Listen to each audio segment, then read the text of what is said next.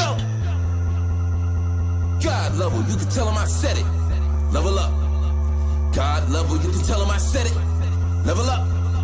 God level, you can tell him I said it. Level up. Level up. Level up. Go. Everything, that means everything. Eyes connected to everything. And that's why I'm in everything. All eyes on me. All eyes on everything. That means everything. Eyes connected to everything. What up? What up? What up? What's going on, good people? We're back on Facebook, right? Oh my We are, God. but privacy settings. I don't know what's going on. I do not know what's Okay. going on.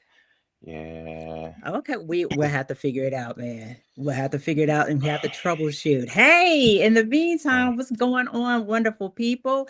Welcome to Things That People Don't Want to Talk About, brought to you by God Level, who is right now at this present time doing God Level things. I am your girl, Inattentive Ivy. You can follow me on all social media platforms. Whether or not I'm doing a whole bunch on all platforms, that's a whole entire different story. But thank you for joining us here on a Tuesday where we like to talk about things that people don't want to talk about. And I'm glad that we're working, like that stuff is working, because we're just coming back from a Mercury retrograde, which has been insane, man. I know Mm. some people they don't believe, they be like, da da da da. But look, Yeah. it's been insane, right? But just like going off of that, and I'm just going to introduce myself. My name is Ivy, like I said, Inattentive Ivy on all social media platforms.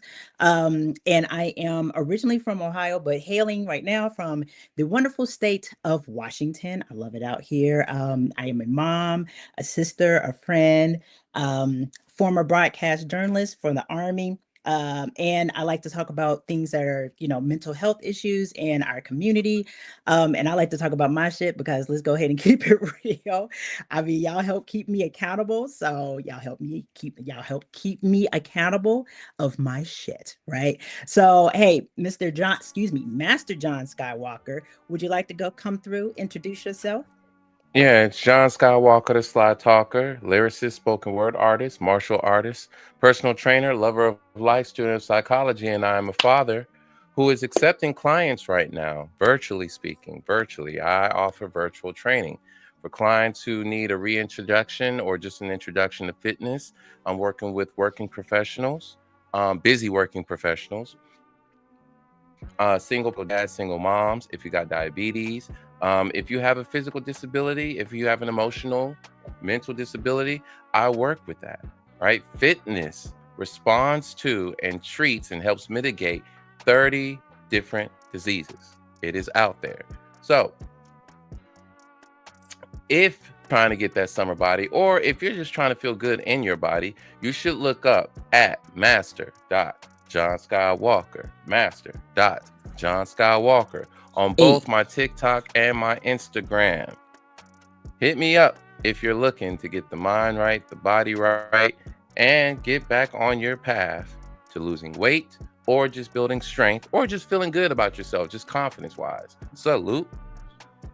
hey, thank you very much, Master John Skywalker. I thought we was about to do a bop right there for a second because she was like, hey, okay, no. All right, Mr. King Newborn, come on in, brother. Introduce yourself. Peace. This is King Newborn. You can follow me on all social media platforms at Newborn Everything. And as always, I am.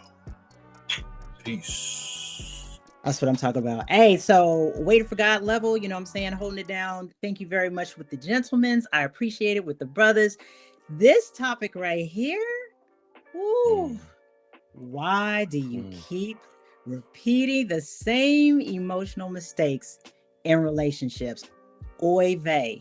Like, this is crazy, right? I mean, it's a conversation, but I don't think a lot of people are having it. What's up? What you got? Oh man, I mean, well, when she came up with this last week, I mean, it was just in text, right? She texted the group, or did she text me first and then she texted the group? But yeah, she said she wanted to talk about emotional intelligence. Usually, God level gets in a space of just observing her surroundings, and then she gets inspired by it, and then that's how we come up with our topics because they are typically stemming from experiences that are very commonplace, but we don't give a voice to those experiences. We don't try to understand those experiences. And this happens to be one of them. It's a common occurrence.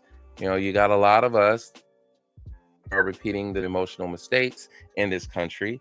And you got some that are succeeding, but it just kind of alludes to the idea of life being a school.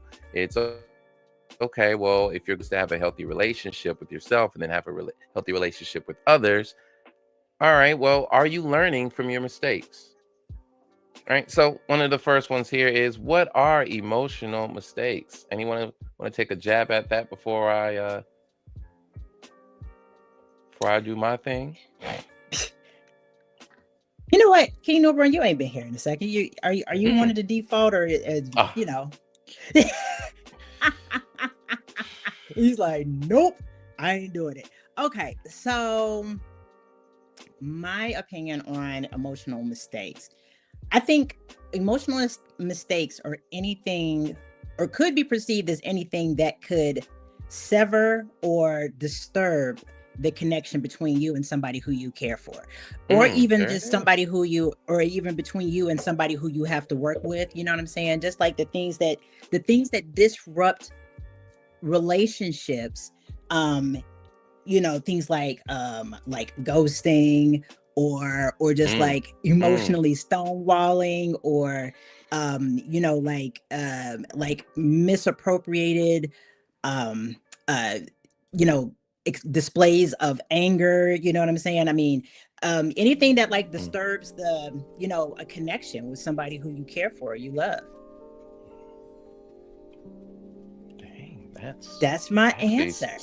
That's actually really, really good. I would just add on to just making a distinction that being too emotional is not an emotional mistake. That's not the same thing.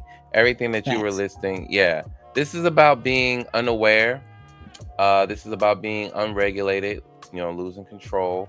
It's about being impulsive, and it's about being misaligned with our deeper values when it comes to those emotionally charged moments.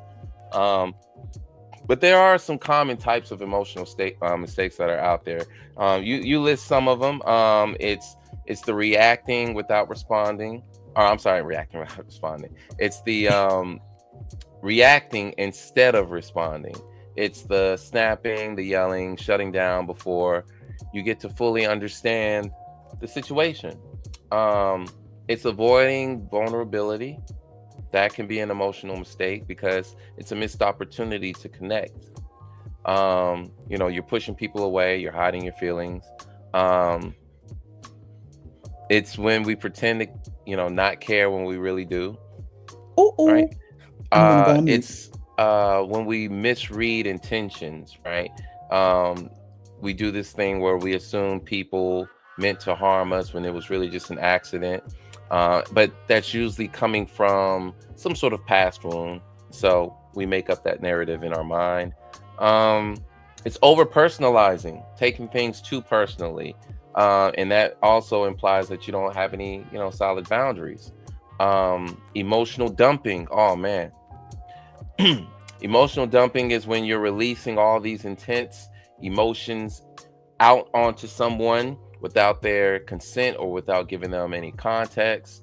And that essentially results in overwhelming them. What else?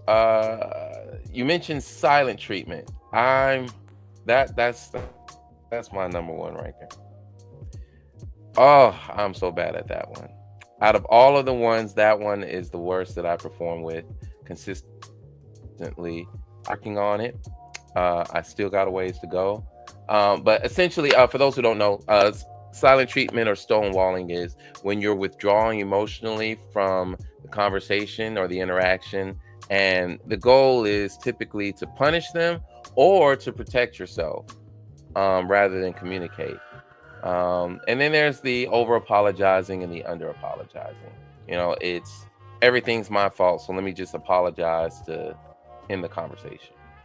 And then under apologizing is just when you just refuse to apologize at all. All right. So John, what qualifies an emotional mistake to be what it is? What qualifies as an emotional mistake in a relationship. So, key qualifiers. This is when your emotion overrides your will, your intention. Ooh. You're trying to connect, but your anger, your fear, your frustration, your disappointment, your insecurity took the wheel. If what you do, say, or express damages the trust or the safety, it could be through withdrawal too. It could be just how you withdraw. It could be deceit. A qualifier is when it's reactive, not responsive or reflective. So when the behavior happens impulsively, that means you didn't even think about it. You just, oh, and I was there. This is you not considering the midterm or the long-term implications of what your perspective or your behavior would, conduct. If it's misaligned with your values, if you're acting in a way that contradicts with how you really feel about your relationship, it's when you're being disrespectful instead of being kind, right? You're a kind person, you champion that, but you don't celebrate it, right? That's a qualifier. I think a nice, go ahead. No, I actually want to ask the both of you guys questions, because like you're speaking about it's a qualifier, like this is kind of what happens.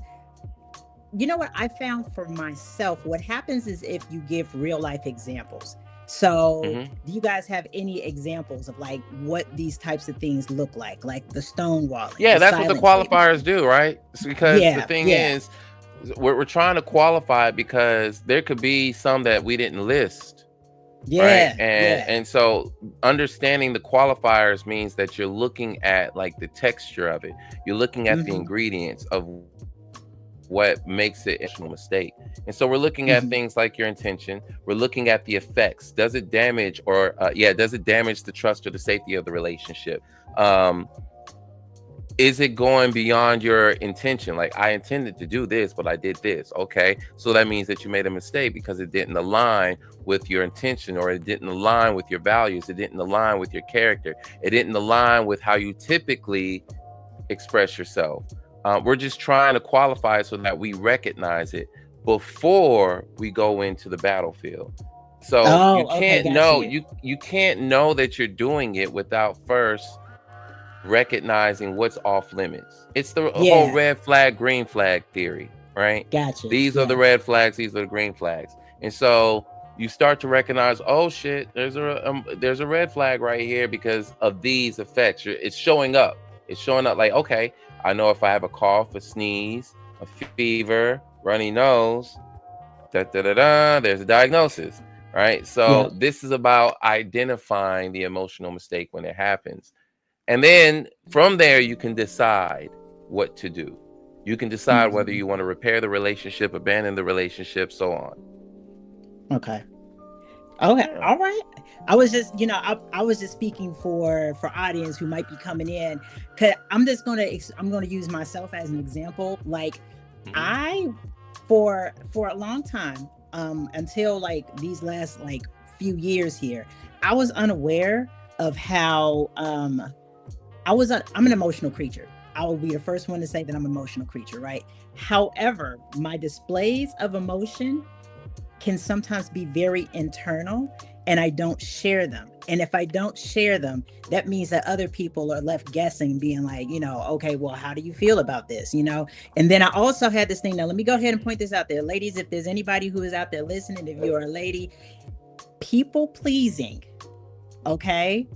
People pleasing and not really speaking on your truth, even though it's a trauma response, it can emotionally, it can get in the way of like the realism of a relationship, and that was one of my things too. Just like you said, John, and people be like, yep, no, that's fine. Like appeasing instead of really getting to the root of how they're feeling about things, you know? So I just wanted to point that out because, like you said, you were like, okay, what's the qualifying event? What's going on? You know what I'm saying? And let's go. And then we can go into what it looks like on the battlefield. Because some people, I did not know for the longest time what it looked like. I did not know. Like, I had no idea what it looked like. And then when it finally popped up, I was like, oh, when I started asking enough questions and doing enough work. Thank you, Kathy. I see you, Mom. I see you, Kathy. I see you, girl. But yes, it's like I had no idea. And I had to sit in some of my own shit to figure out what it looked like. So I just wanted to throw that out there. Yeah. And then, another qualifier that I think is probably the biggest is when it keeps happening and there's no resolve. That one right there. That is one key feature that we always go, like you say it in your arguments. If you're listening to yourself, that sometimes you can kind of catch one of the common themes and why this keeps coming up. It's a theme in your relationship because it's an aspect of who this person is. And if there's no resolve, then it's going to keep happening, right? So it's good to just say, oh, okay, well, this is a symptom, and we can probably get to the cause if we're aware. We got to catch it though. Examples. I'm gonna go to that one about shutting down emotionally, right? That's always been a major complaint about John. If all the women kind of got together and like, what's one thing? At least the ones before my current, they would all say that, yeah, once he shuts down, you ain't opening that back up. He won't communicate, right? And the thing is, part of it, so here's the low EQ part. This is me not knowing how to express hurt as a man. Ooh. A lot of men don't know how to do that.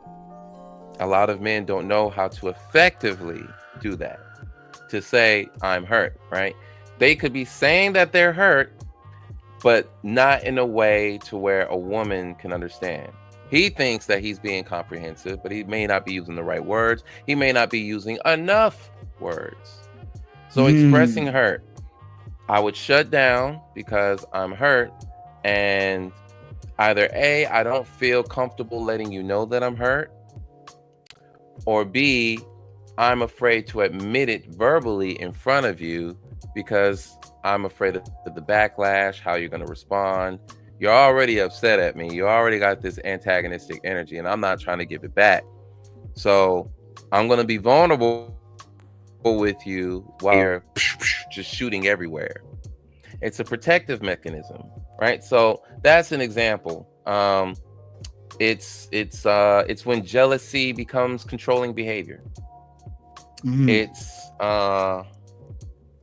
It's oh gosh, and men are bad at this too. We're really bad at this. We will apologize just to end the fight. So going back to when something repeats and there's no resolve. All right, man. I'm sorry, man. I'm sorry, babe. I'm sorry. Well, what you sorry for? I'm sorry for all of it. I'm sorry for the argument. I'm sorry for all of it. I'm just gonna take all the responsibility and just to stop the argument, not necessarily reach a resolve. We're really bad at that as men. And then it's withholding affection as a punishment. Yeah. I'm not gonna love on you. I'm not gonna kiss on you. I'm not gonna give you any well wishes. I'm not gonna touch your hand. You're gonna pay for what you said. You don't deserve no love until it's and it goes both ways. Well, you already know it goes both ways. It goes both ways, yeah. The reason why this all matters, y'all, is because emotional mistakes are part of it's part of the human experience. Okay, you can't learn from something. You can't just only learn from success. You got to learn from what's not working. And that's the hard part, is when we recognize that it's not working and our ego is involved in this, right? So that means that our competence is being challenged. We feel inadequate because we're not doing it right the first time. We got all these expectations on us, and they have all these expectations on this. So it's performance anxiety. So when I'm not meeting up to my ideal perception of myself, that's gonna hurt. That's gonna sting. Um, Yeah. so these emotional mistakes are it's just how we perceive them. We'll Yeah. justify them, we'll double down instead of seeing them as invitations to grow. It's hard to see your emotional mistakes as an invitation to grow. Yeah. You can shift from being hurt. Oh, go ahead. No, I just wanted to jump in real quick because something that my family counselor used to say, and it was crazy because I didn't understand it until I was able to sit with it. But my family counselors used to say, when you get into conflict, instead of getting defensive, get curious, right? Get curious, literally take a second out to say, what is it that I can learn in this moment? Hold on, let me read what Kathleen said. But sometimes it has to do with self. Insecurities, I speak from a point of experience. Also not being able to communicate well due to being raised in the generation of be seen and not heard. I'm gonna need for you to speak on that because the gentleman that with John, you talked about how it is from a male perspective, but I know from a woman's perspective, like, bro, same thing. Like we didn't know how to. I grew up being afraid of the first man who I was supposed to love, right? So I didn't even know that I was taking a lot of that fear and that insecurity in my relationships, right? And then when they would show up in the way that that I perceived myself, I'm like, wait. You said that your habit used to be, like you'll just be like, okay, nope, don't want to argue anymore. I'm just pulling back, right? My thing was, because of the fact that I didn't feel safe within myself, and I've had to learn that, and that's been a this year thing, because of the fact that I didn't feel safe within myself of who I was, right, of who anybody was. What I would do is when things came up in the relationship, I would scramble. I would scramble to try to get to safety. Oh, if I can make this person tell me, like, see how they're hurting me, if I can say, can't you see how this is breaking up the family? Can't you see how this is stressing me out? Can't you see how blah, blah, blah, blah, blah, blah, blah, blah, blah. And the thing was that was like, I didn't understand what that was doing to the other side. You know what I'm saying? Like, I didn't understand that on the other side, he was just like, you know what? You're right. It's all my fault. I'm responsible. Sound familiar? Now, there was things that was health related that was going on. But the thing is that for me, instead of really addressing the idea of, hey, I'm hurting here. Because ladies, we want to talk about how we're hurt, but we don't know how to say, I'm hurt. This is the reason why I am hurting. It's not about what the other person is doing. It's how we feel. We don't know how to talk about that. We don't know how to talk about it. We don't know how to say, this is how I feel in this moment. This is what's going on with my body in this emotion. Maybe this is a boundary. Maybe this is something where we could work to a compromise. Maybe this is something where we need to take a second. Like, there's all kinds of ways to come to a resolution, but we just want to be like, you fucking shit. You know what I'm saying? Like, that happens a lot. So I'm just pointing that out because I'm gonna be accountable for my own shit and for my ladies. You know what I'm saying? Like, we can do better too. Yeah, don't just stop at the emotion, because that's a big one. You stop at the emotion, like the emotion is the signal. It's pointing you towards something. It's pointing you. It's saying, all right, you turn on the blinker. You don't on the blinker. You focus on, or if I point to the moon, do you focus on my finger? I'm pointing to the moon, or I'm pointing to the person. I'm pointing to the clouds, but you're focusing on my finger. I'm like, no. Look at the end of my finger. That's what your emotion is doing. It's pointing you somewhere.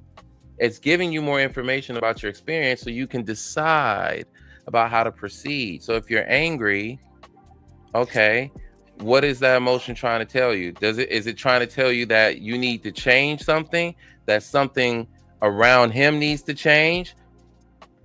Obviously, it's asking, or it's signaling that there's an injustice, but it's also signaling in an indirect way that something needs to change. But it's our responsibility personally to understand what these feelings are trying to convey to us, what we're supposed to do with them.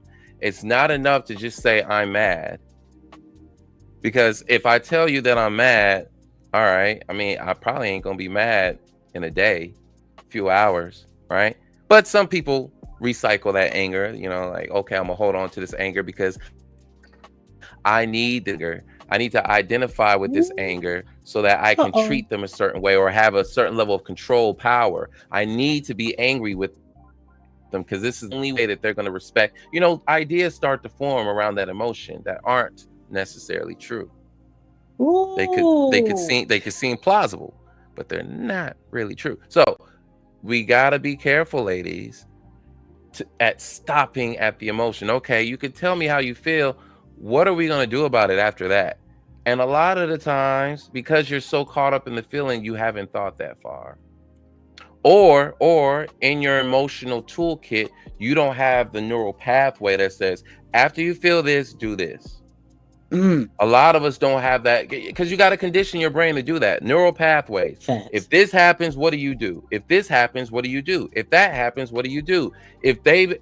And we kind of prescribe, or we protest about what's going to happen if I feel a certain way. If this dude pisses me off, I'm gonna, if that happened to my mama, I'm gonna feel like, and then I'm gonna, that you're talking about your pathway, your neural pathway when it comes to your emotions, right? So understanding that you don't stop with the emotion, you're supposed to follow where the emotion takes you so that you can find a resolve. And then after you get the resolve, for the moment, hey, I'm sorry, I didn't know that made you feel that way. I didn't know that I was acting out of bounds. I was violating. Now you start to develop preventive measures. What's the change that I have to make? All right, we got a comment here. See, for me, I wasn't. Come on, I wasn't that's my boy from high school. To articulate feelings when I was young. I spent a large portion of my adult life over emoting. I had to say my piece and had to have those feelings acknowledged in a way that I knew they were understood. I had to unlearn behavior. Dang. Literally. You learn something and then you realize it didn't work. And so you had to unlearn that, as in uninstall that. And then you had to reinstall something else. Oh, man. Listen, hey, that's my boy from high school. Shout out to Air. One of the best singers in the world, like just throwing that out there. And I just was going to say, like, that's exactly what I was saying. Like, I had to say my piece because I grew up where I wasn't allowed to have my own feelings. I wasn't allowed to have my own emotions. I wasn't allowed to have my own opinions. So when you get older, right, not realizing let me speak about myself. When I got older, I didn't recognize how that made me show up in relationships, right? And I didn't realize how harmful that was, and I tell everybody, y'all know I'm not shy about it, but I had to go some places 5 years ago, right? And I learned that place saved my life, because that's where I started learning that these things are tools, that the like all of the explosive emotions that I had either held in or either like brought out or whatever, they weren't even really explosive, to be honest. Like, my thing, it was just like surgical precision. Like, I would say something that was rude, right? Like, that was my thing. But the thing is that I learned that there were tools that I didn't have to show up that way, because in the middle of my heart, like, I'm a kind person. At least I like to think that I am. You know what I'm saying? But I wasn't behaving that way in relationships because there was so much fear and insecurity at the end of that. I literally have taken my time, and I'm still taking my time to get to know how I really show up in all kinds of relationships, friendships, anything else. You understand what I'm saying? So I feel you, Ev. I feel you. And Kathy, I see you too. I was the opposite. Yeah. Shut down, right? Yeah. I'm gonna shut up. Y'all know I talk a lot. I'm gonna be quiet. King, why is it so hard to say sorry or admit wrongdoing?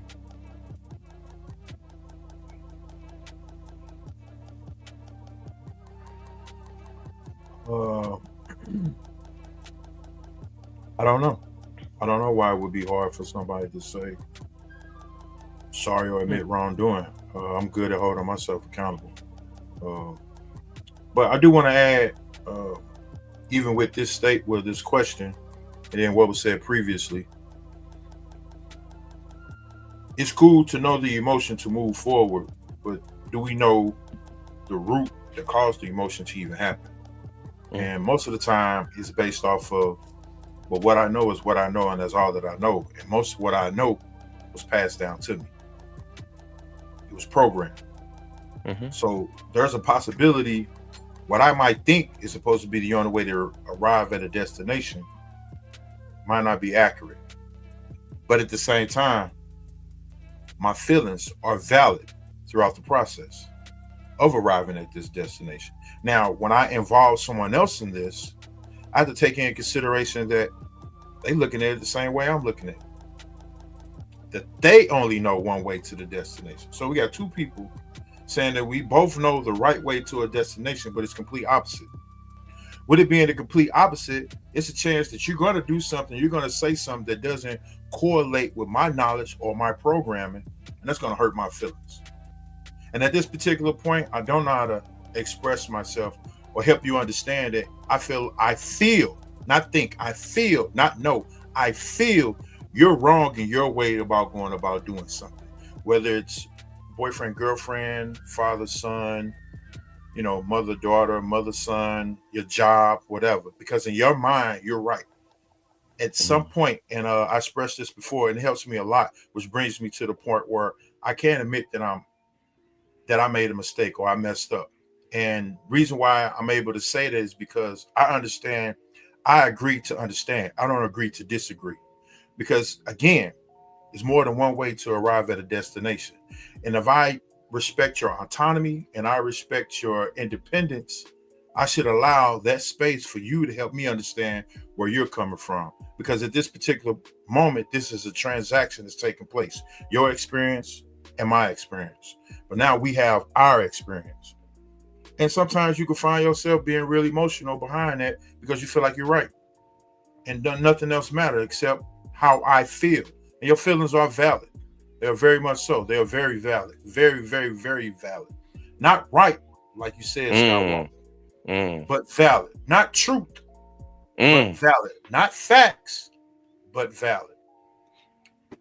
So for me, I learned not only, like you say, to say I'm sorry or to say I apologize or to be like, you know what? I think I may have went about it the wrong way. I went about it my way. And that might not be the way that you go about doing something. So let's talk it out. I also understand you might have to give that situation a moment to breathe because everybody can't just off of the top of the dome express themselves through wordplay. It might take them a minute because they need to process the emotion that they're having at that particular time, which I understand and I get it. Once they process that, they can probably come back to, you know what? I get what you're saying, but when you did this is how it made me feel, and I didn't know how to react. Well, I reacted, but I didn't think about what was really going on. And sometimes it be tedious stuff. And when you take time to breathe, let the emotions die down and come back to it, you be like, man, we blew this up and we didn't even have to. But that takes time to even get to that point, even to the point to where you be able to come to a solution or to even resolve things. But you gotta be able to deflate the emotions and the feelings that go into it. So you gotta have a certain attitude going into it. You gotta have a complete understanding going into it that I'm trying to build something with you. And it don't matter who it is, because it's all transactional. What I'm trying to build with you, I'm trying to build on a concern. I'm trying to build on a loving and understanding. I'm trying to build to the point that you can trust me in my whole embodiment, that this is a safe space for you to talk about whatever it is you need to talk about. And it's okay to explain yourself because I might not understand. I might be, in this particular case, only seeing my point of view. And it might take me a second to see where you're coming from. And that shouldn't be to the point that it frustrates you. You should be open-minded just as well as I am, that I want to receive what it is you want to convey to me. So I don't know. I'm just sharing. Yeah, you're identifying some variables of the conflict resolution scheme here. And there are some variables such as patience that you have to take into consideration. If you're not really a patient person, can you really get involved with conflict resolution? Before the conflict even starts, you're ready for the resolve. But as King was just, building right there, that's a process. It's a whole process. First, being aware, recognizing how I feel, data collection. You got to get an understanding of what happened. Then you can get to the why. That's facts. Yeah, That motivation, yeah. right? But we usually focus on the behaviors, what happened. Then we start to assume the motivation because again, we're impatient. So certain qualities are gonna help you to accomplish this. And if you have these qualities anyways, it's just a matter of whether you're exercising them or not. Um, Ivy? Oh no, I was just going to say two things, right? Mhm. It's okay. So something my sponsor told me. She was like, relationships are a series of agreements, right? They're a Okay. series of making agreements. Like, and when she said that, it blew my mind because I was like, something, I'm like, it really, really is. With sometimes you build into your agreements that if another person is perceived or not perceived, or if another person is, feeling some type of way, you can say, here's our agreement. We'll talk about it. You shoot your line, I'll shoot my line, and then we take 10 minutes out to go think about it. We come back in 10, and then whatever it is that we decide to in the middle, we come back and say, I'm sorry. Like, and I'm just saying, like, it's not really sorry. It's not really hard to, like, like that takes, I think that takes a level of leaving your ego at the Mm-hmm. door Okay. sometimes to get to one of those spaces, right? In order to be able to be like, all right, like I can, like this is a perfect time where that kind of stuff can happen, right? And something else that I learned, just Mm-hmm. about relationships in general, coming through all of that. Oh, many fights are about unmet emotional needs, Mm. not surface disagreements. Right. Thank you for popping that up because I Mm. really wanted to get there, right? Here is another thing, and I will just talk about myself. And I had the thought, and then it popped out my brain. Y'all know how I am. Ladies and gentlemen, if this applies, we cannot make other people responsible for our emotions. Right. Right. I will Right. say that again. We cannot make other people responsible for our emotions. Feelings, just like John said, they are a navigator, they are a direction. They tell you which way that you're supposed to go, right? Love thrives in vulnerability but dies in defensiveness. And those are the emotional mistakes, because that is, come on. Shout out, bro. Shout out. You know what I'm That's saying? Like tough. that, it is though. And the vulnerability, the vulnerability I want to talk about, like, because that's a skill that can be learned, as well as agreements, as well as all of those things. Vulnerability is not just being able to be like, there's a difference between transparency or honesty and vulnerability. Transparency is honest, and being transparent or being honest is, today I went to work, I had some lunch, I had a meeting with my boss, and then I came home. That's transparent, that's honest. Vulnerability is what are your emotions behind it? What is up under there? How do you feel about it? I had a meeting with my boss, and I'm afraid that if my performance doesn't pick up, I might get fired. I'm afraid So that I'm power that girl now. dynamics are a variable too. Come on, man. Come on. Power. Ooh, and power. Power. Ooh, Yeah, control that's is that's a not power power, dynamic. people. Yeah. Come Yeah. on, control is But not this, but power. this, but this man right here holds the power to whether if I'm gonna get, some more of these checks or not. Woo. I have a quota to meet, or I have to act a certain way, or there's some things I just can't say. Otherwise, he gonna bye bye, right? And there's some Power fear dynamics. associated with that. Yeah. There's some Yeah. fear associated with that. I wanted to tap in on that ego just a little bit more, right? Just to apply a little bit more pressure right there. And this is just one slice. This is just one explanation, one account. Our self-image, our self-esteem is very much tied into this a lot of the times. So if you see yourself as a good person, you see yourself as kind, compassionate, empathetic. Let's say you see yourself as empathetic, competent, and in that moment, you don't see yourself as being that competent. You see yourself as being incompetent. You'll see yourself as being the good person. It's hard to accept that, assimilate that into your ego. Okay. You already have an expectation of yourself. You already have an image. So you're comparing and they're making the claim. Here you are denying or either justifying or saying that their interpretation is wrong. And this is a normal thing to do. You know, you're debating here. You're getting feedback from each other because you're trying to harmonize and figure out, hey, am I right? Are you right?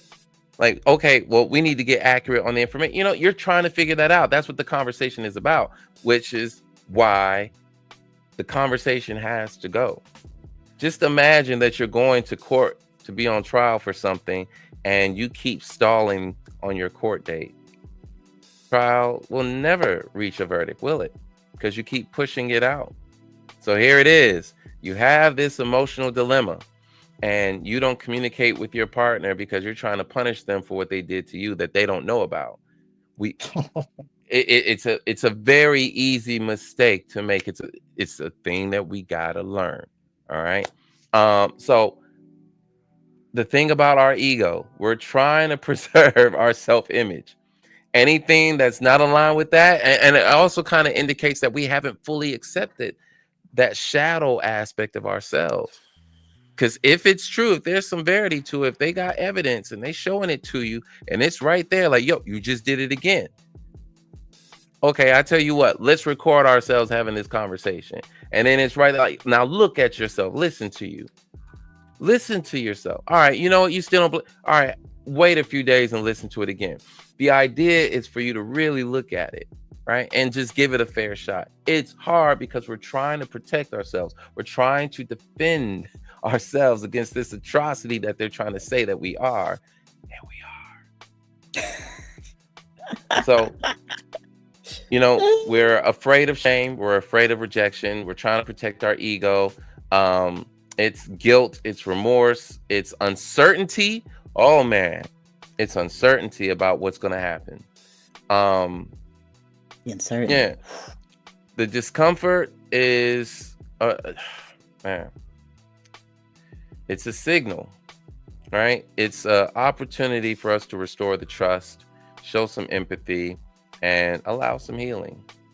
And the irony of it all is that the very thing that we fear, which is, you know, losing respect, if I admit to, like, if you do it sincerely, you usually get the respect. But I also understand we are afraid because we've had experiences where you acknowledge what you did and they double, triple, quadruple down on it. They rubbed it in they rubbed it in your face about how wrong you were. Instead, all right, man, all right, chill, all right. You have an experience like that, just one of those will make you like, oh no, this will never happen again.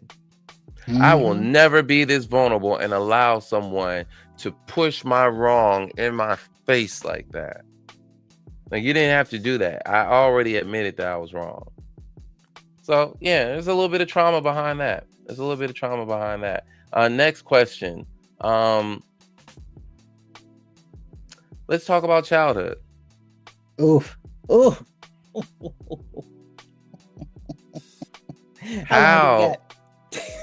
How do unresolved childhood patterns show up in adult relationships? So our gracious audience members kind of, you know, hinted at that.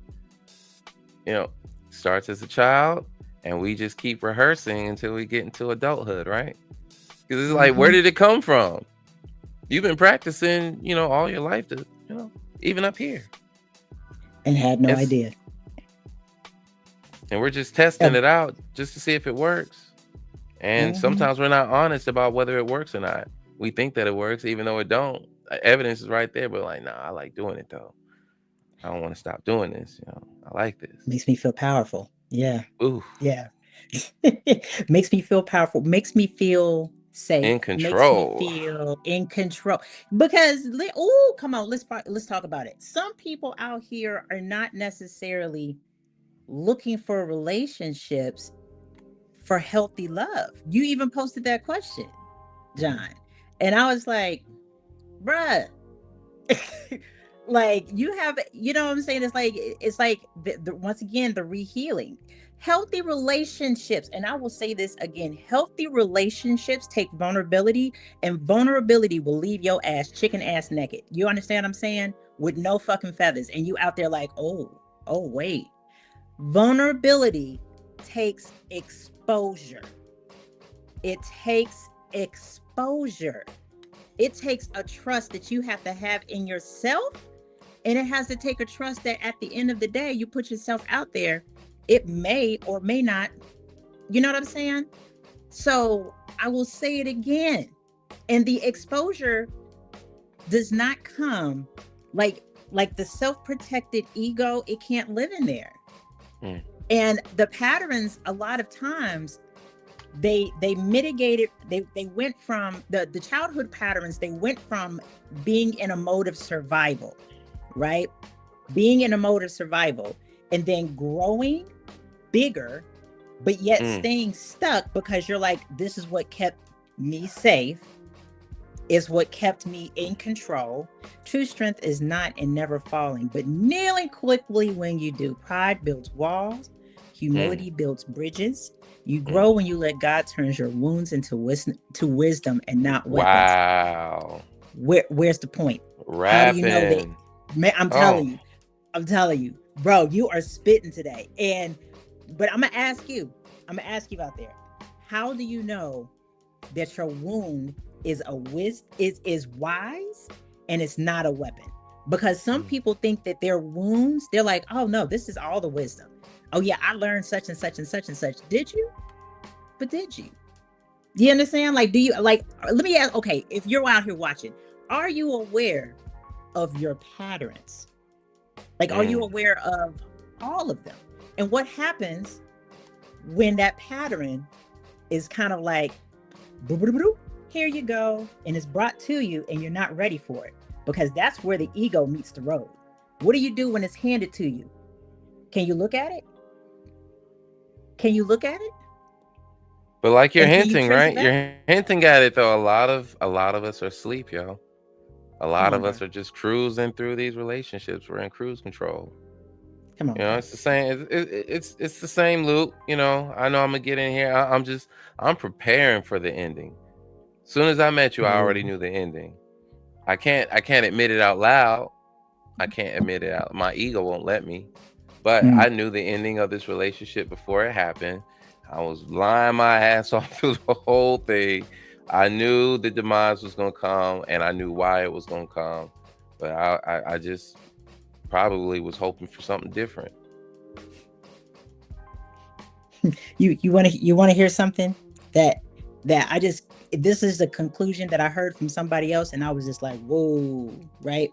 Healthy relationships are not about necessarily trying to convince the other person to change. It's about realizing that you got to start with your star player first. And if there are conflicts, the conflicts start with you. Do you understand what I'm saying? Like, a lot of people, they think to themselves, oh, I just need to change their mind because they just need to fit my will. You know what I'm saying? Like whoever that is, male, female, you know, for those other couples out there, whichever. But the thing is that you get some people who are like, I just need to find a nice man, or I just need to find a nice woman. But the thing is that player, it starts with, you know what I'm saying? Like it starts here. It really does. It starts here. Like I don't. It's not about blaming yourself for anything. It's just seeing how am I showing up?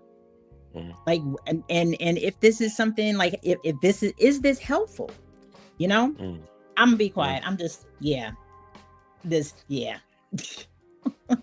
want to respond to that question, King, or you want to keep it? You want to go ahead and roll into the next?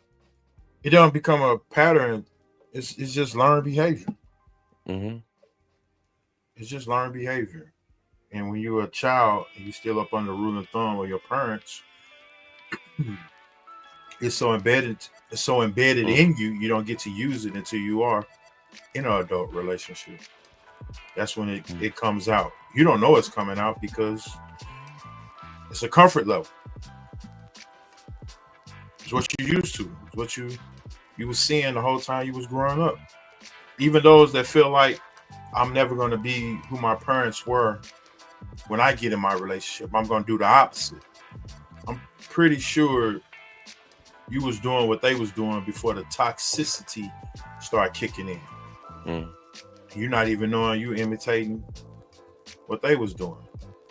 Like Miss Tanner said, and I spoke on it. When you take the time out to really understand where you at, what causes you to act the way you act or react, you shouldn't keep repeating those particular patterns. There should be a part of you that, you know, mentally you say, well, let me internalize this. Let me fix that. Because now I'm aware that these things happen when this happens or this takes place or when somebody says this. And if that's the case, you know that, how you allow that to keep happening? You ain't even got control over you.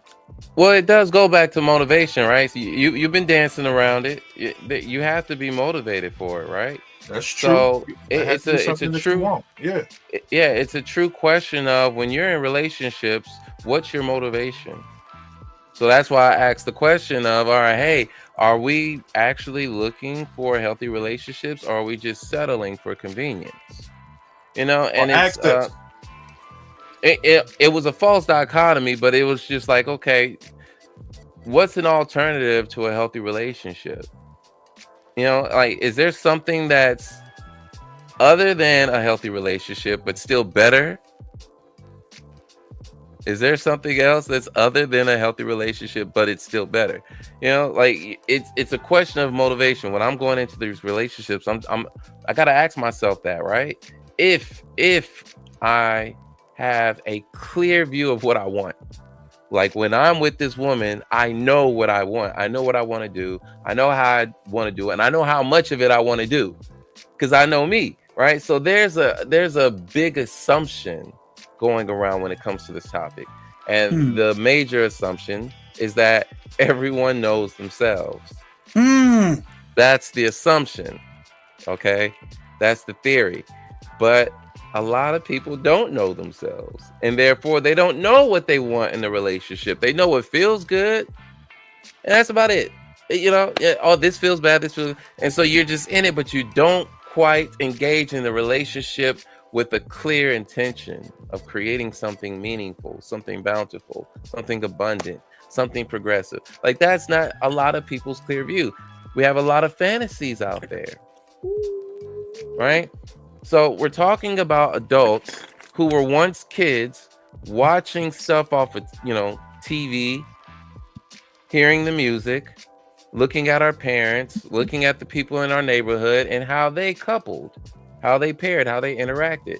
You're studying the behaviors. You're priming yourself for what your potential is. Am I going to be a player out here in these streets? Am I going to be a preacher, you know, sleeping with all the, you know? How am I going to be entering my future relationships? Remember when we used to play house? Well, I played house. I don't know about y'all. That was a rehearsal.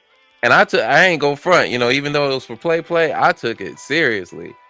Like, I'm just, okay, well, what would it be like to be the man of the house? So there it is. I'm what was it? 10? I'm like 10, thinking of what it's going to be like to be a man. I'm building my archetype at that age. Kids are doing that at their own level. Some are doing it at a much, much later time, and some are doing it very early. So, you know, we have to evaluate motivation. Like, why are people in these relationships? You know, like, you know, it's a King. I still say if your daughter brings somebody home, you know that question you're gonna ask. Hey, let me holler at you real quick. What's your intentions with my daughter? That's the question, right? Yeah, that's the magic question. Yeah. What, you know, something, a better question would be, what is your motivation? Yeah. You know what I'm What's saying? your intention? What's your motivation? Yeah. Because, you know, I want to piggyback off of what you said about like fantasy and fantastical thinking, right? Whew, I don't think people understand what fantastical thinking looks like in a relationship. Like, I really don't think that they understand. I will be, listen, we keeping it a buck. Where's my thing? We are keeping it a buck right here. I will be the first one to tell on myself. right? I did not know what fantastical thinking looked like in a relationship. Like I heard people who were like fantasy addicts, like, you know, like they would always dream up, oh, I want the perfect man, da da da da da. No, fantastical thinking is knowing who the fuck you got and being like, oh, but they're capable of making 6 figures a year if that's your thing, or being able to say, Capitalism oh, has entered the chat. come on, bruh. I'm just saying, some people show up like that, or they're telling themselves, they'll be like, oh, this person, I'm looking at them and they're capable of meeting my emotional needs, but they haven't been able to show the evidence that they're able to meet an emotional need. Yeah, you understand what I'm saying? Like it's you like that's what fantasy looks like. Like I get we call it isn't this akin to delusions too? Like are they cousins? Bruh. I mean, because they're the Lulu. Listen, like I said, I will be the first one, right? The first one who will be like women fall in love with a man's potential, right? But not understanding how much of that is potential and how much of that is some shit that you throwing on him that he had no intention of fulfilling. You know what I'm saying? And what is it that's missing about you that this person has to have X, Y? Like they have to have something that they don't have. And instead, you're just not taking the man who he is. Women too. You know what I'm saying? Like men do this stuff to women. Oh, she got to have a big booty. She got to make sure she stay in a size 4. She got to make sure she cook every night. Bitch, what the I'm sorry, my bad. Is this what's happening right now? You know what I'm saying? I mean, and where's that space for people to grow, for people to change, for people to, you know, fantastic. Yeah, it's a misunderstanding though, right? Yeah. I mean, that's where the miscommunication is, because it's a misunderstanding. I think it's more so of your expectations. Yeah. That's tied into your understanding, right? Yeah. Because it's like it's a blanket. It's like a blanket statement. How do those, like that one man, how does he look at women in general? You know, it's that question. How does she look at men in general? Where did you get your understanding of how a man operates, or how people operate? Where did you get your understanding? You know, and if you ask them that question, but see, that's the thing. We don't have to ask those questions. You don't have to ask those questions anywhere. So therefore, it can remain untethered, unhinged, because there is no challenge to it. It's not going to manifest anywhere. You ain't going to talk about that. We ain't going to talk about that delusion you have. You're not going to talk about that. Well, if you do, it's going to be for entertainment purposes only. But you serious. You serious though. But they don't understand. Like there's a difference between preference and delulu. People like, oh God. Okay. But again, you know, if you're we're talking about the characteristic of a narcissist, right? They may genuinely feel with all of their feeling like, yo, I don't understand. It does not compute. Like, I deserve this. And you're like, you okay, wow. That's a person that believes in themselves. Woo. But then the question arises, okay, well, where in your reality is it getting fulfilled? You're suffering over here because what you believe is not aligning with what's in front of you. So, you know, now that's an emotion that you're not processing, of course. You're not processing that emotion. It's there, but you're not processing, you know? And so here it is. This is what's happening in adulthood, right? But let's keep it pushing. You know, we're getting close to our end here. What does emotional intelligence look like in a healthy relationship? This is the question we all really need to hold on to for a good while. We need to digest this one. What does it look like? What's the blueprint? For me, the blueprint is being able to do a self-eval of self, a major checklist. Because if I can't do inventory on me, how can I do inventory on somebody else? And that's real important. And most of the time, during specific and situational points, when you do self-eval and you check yourself, it'll leave you speechless in a lot of situations or occurrences that you get involved in. what can I say? Because I'm too busy trying to, dang, I just did that. Shit. Like, why would I? But I got some more work to do. So I really can't even chime in because I'm still working. I'm still doing what's necessary so I can be what it is that I feel I am, not think I am, what I feel I am, versus like what the Skywalker said, my reality of what I currently am. That right there, that's, you know, we play with the word, but that is delusion, you know, unfortunately. But it could be a very, very, very beautiful thing when you cross over, because at that particular point, you're going to track who you are fully. Yeah. Ivy? Can I? Yeah, I was about to say it. So let me, first of all, the singing doula, cook sis, because what people look for others to provide something mentally and emotionally in a relationship that they have never dealt with their own. Relationships are not about being perfect. They're not about showing up as a perfect person.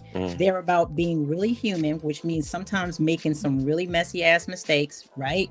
But then the thing is can you let go of your ego enough? Can you be vulnerable enough? Can you come down off of that? This is what I think that I have been, enough to learn that there is something else that might be to you and that's not meeting the emotional needs of somebody who you love. You know what I mean? Because I mean, it's like I want to say it was my boy Randolph. Like he said, he was like, he basically said that like pride and ego and those things, like those emotions, they push out love. So healthy relationships and emotional intelligence looks like, can you meet somebody in the middle where they are? Can you guys make an agreement? Can you guys handle conflict? You know, can you guys come to a resolution? And it's not about what it is that you think, it's, are you willing to put it into action? Because there's a lot of stuff that we can think, and I'm a main component. Like I said, I am learning. But the thing is that do your actions line up with what you say those agreements are that you have made in that relationship? Can you meet somebody else halfway? Biggest thing, can you let go of your ego enough to be vulnerable and to actually support and nurture this other person who's in a relationship? That's it. And can you follow through on it? Fail together. Fail together. Hold hands, fail together. It's gonna make a great testimony one day.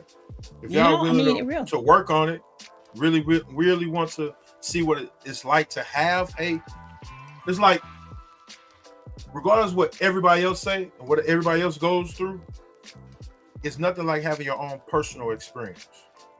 So if I'm finna have a personal experience of what I consider to be building, I do understand I have to disturb something or destroy something first and foremost. And like you said, the ego has to go. My way of thinking has to go, because I'm not the only one that's in this now. So if I'm not the only one in this now, we might as well start failing now. So that way we can look over time and be like, you know what? I remember when, and we got a great story now. We have a great story. We can talk about it. Now we do have emotional intelligence. Now I know, I remember last time I did this, it kind of, so let me not, because I don't want to disturb your peace that we created. Yeah. I don't want to do that. I don't want to trigger you, because I know that route that you're going to take, I ain't really ready. I ain't got the armory, but I do know if I do this, man, we're going to have a good night. I might get a back rub, you know, pat me on my head. Good boy. You know what I'm saying? Go to the corner. You in timeout. Yeah. Not pat you on the head. Oh my God. Or you can learn who you are. But it's not mandatory. It's not mandatory. Yeah. Man. Very true, man. It's not mandatory. You can learn a lot about yourself. It's not mandatory. You know, if it was one of those ordeals where it's like, hey, before you get into a serious relationship, you are required to know yourself. Now, we got to establish, you know, parameters for what that looks like. How do we know if a person really knows themselves? The signs will come out. They'll pop out. Yeah. signs will pop So, out. Yeah. yeah, the wise thing to do, and yeah, that's what I told my son years ago. Like, hey man, you're not missing anything. They out here. They ain't going nowhere. You ain't got. Yeah, I learned that the hard way, son. Yo, you will be a lot stress free if you just deal with yourself first for a good while, and that you really know yourself for so well that whoever you attract is just going to be in alignment with who you are. So there's not going to be that much guessing. You can trust it because you trust you. Like that. When I laid it out to him like that, and it was just a seed back then. Okay, it was just a seed. So I'm just hoping that that seed is taking root and it's going to produce its fruit later on. Um, Emotional intelligence looks like self-awareness. It's when we're both recognizing our emotions and our triggers. Um, so, for example, I feel irritated after a long day, or maybe it's too much noise. Wife notices it. I communicate it calmly. I'm feeling a bit off because work was a little rough or it was too noisy. Instead of snapping or withdrawing. Mm.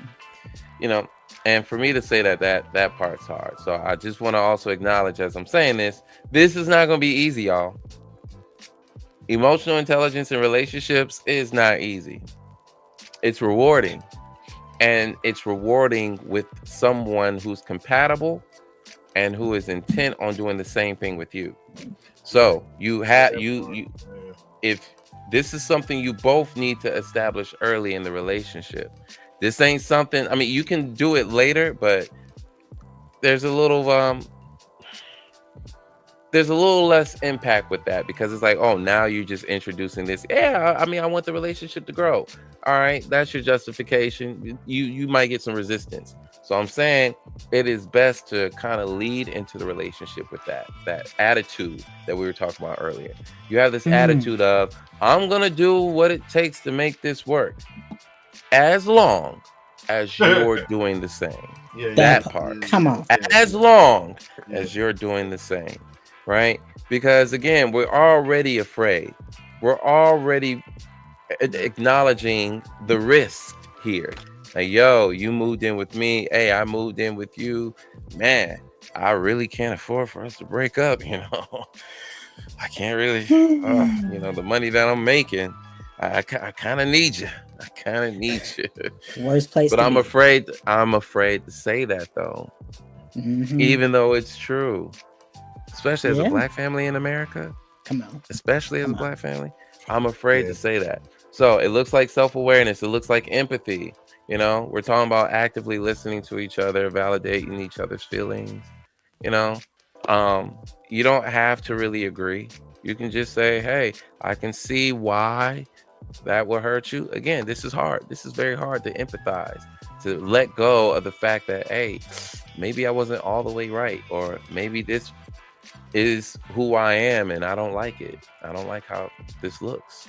So I feel really, shitty about this right now. Okay. Mm. You're going to have to process that separately. Yeah. Empathy is saying, hey, all right, I can see why you feel that way. All right. Doesn't mean right or wrong. Doesn't mean you lack power. That's the hard part, is getting past those ideas. Those ideas are coming in and they're not true ideas. Just saying that, yo, I could see why you feel that way. The other person just, oh, thank you. I was just, you were holding on to that. It looks like effective communication. It's trying not to assign blame, but just be descriptive. Controlling your tone. It looks like conflict resolution. Disagreements are gonna happen. And when we're calm and we're not trying to attack each other, we can focus on the issue. But it's hard. It is so hard, because you saying some mean things over here, and I got a few mean things to say too. Like, if you want to go there. Yeah.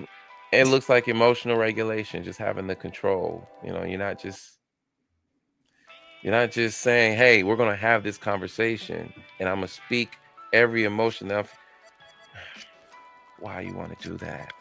You're not getting to Mm-hmm. the issue. You're making it about you. It's better if you have the conversation when you're both cooled off, don't you think? That's common sense. It's common sense, but it's hard. I Very. need you to hear me right now. I need you to feel me right now, because later on this feeling may not be here. That's what I'm afraid of. Or maybe it'll be too late. You got away with the crime and I never got my lick back.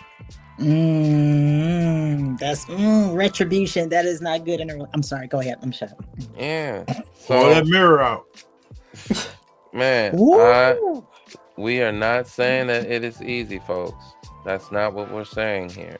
We're saying it, just ask the basic question. What do you want when you get in these relationships, yo? What do you want? You suffering, okay?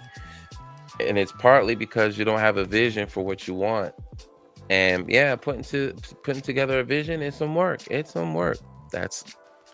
But once you have a vision, you know what you want, you know what it looks like, and you know why. You can justify it, and it's not selfish, it's righteous. Then you can execute. You got a vision.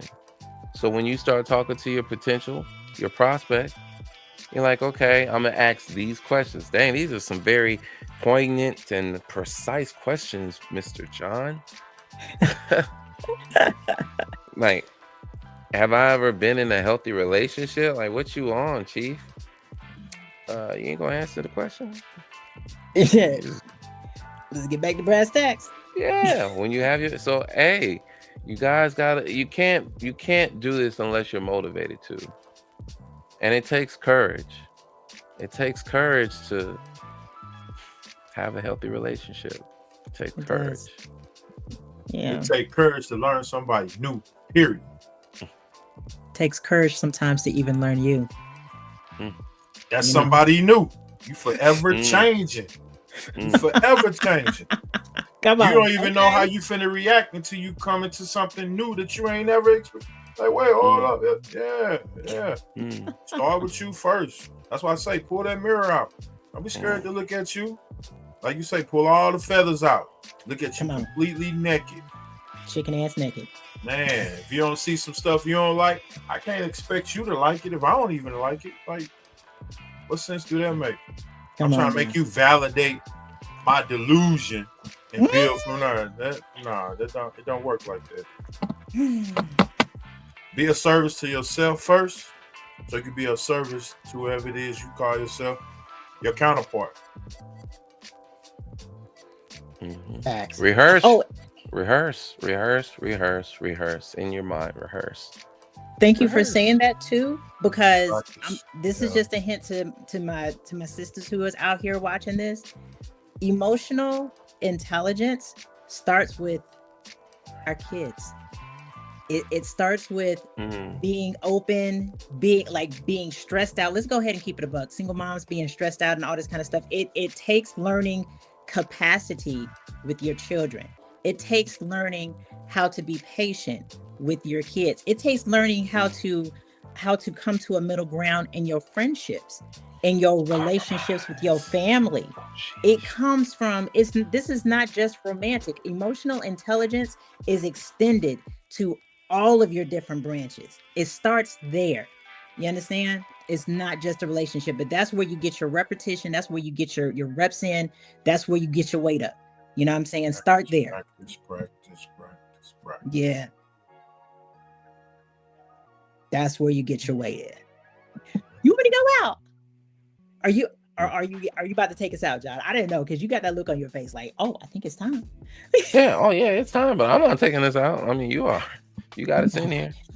How do you I don't even know how to take us out. What are we talking about next week? I don't know what we're talking about. But yeah, I'm gonna be on. So it's my birthday this Saturday, right? So I'm not gonna be here next week, fellas. I'm so sorry. But yes, come on, the singing doula. That comes with apologies and hard conversations, man. Yeah, hard conversations are hard conversations, right? But Thank you very much for tuning in today. We appreciate it. Not necessarily sure what we're going to talk about next week, but we're going to be here next week. I won't be here, but we'll be here next week, and we're back on Facebook. So thank you very much for tuning in, for joining us. And John, you got shout out to the chat. Let's yes. yeah, shout out to the chat. Yeah. Thank you. Shout out to my cousin, the singing doula. Yeah, she came in the clutch. Yeah, for everybody though, we appreciate everybody, man. Yeah. Appreciate the tribe is strong and it's constantly growing. Thank you guys. We appreciate y'all, and we appreciate y'all being vulnerable with us here. So thank you. That part. It's a safe place.